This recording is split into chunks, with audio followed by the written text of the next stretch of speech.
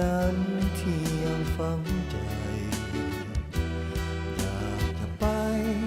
ห่างไกลจนสุดขอบฟ้าหนีให้ห่างพ้นเพราะเฮาเป็นคนให้ค่าถึงเวลาแม้นใจจะหม่นหมองแต่ก็คิดว่าเขายังหาเราอยู่ทั้งที่หูว่ามีสายอื่นหมายปองก็เมื่อเอาสองฝากรักษาบ้านประคองเหตุใดน้องจึงมาเปลี่ยนใจอาจจะเป็นเพราะเฮาหักเขาข้างเดียวหัวใจจึงเปี่ยวแตกสลายก็เพราะนางบอกหาบ่มีวันจะแหน่งนายฟ้าสลายหากมันบ่เสื่อมลาวาสนาสตาค่าแสนต้อยต่ำสุลกรรมเจ็บซ้ำละบ่มูราหากที่ไฟฝันกับเหลือไว้เพียงน้ำตาฟ้าบ่เมตตาข้าเลย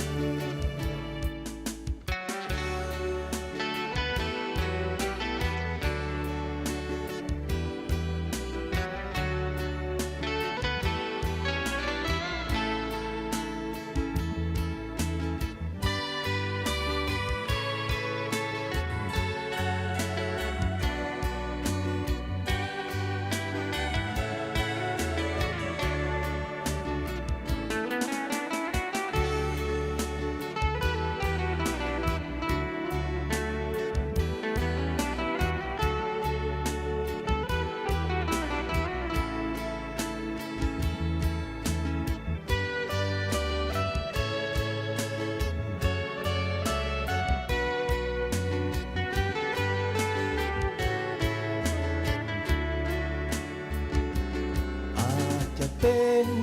เพราะหักเขาข้างเดียวหัวใจจึงเปี่ยวแตกสลายก็เพราะนางบอกหา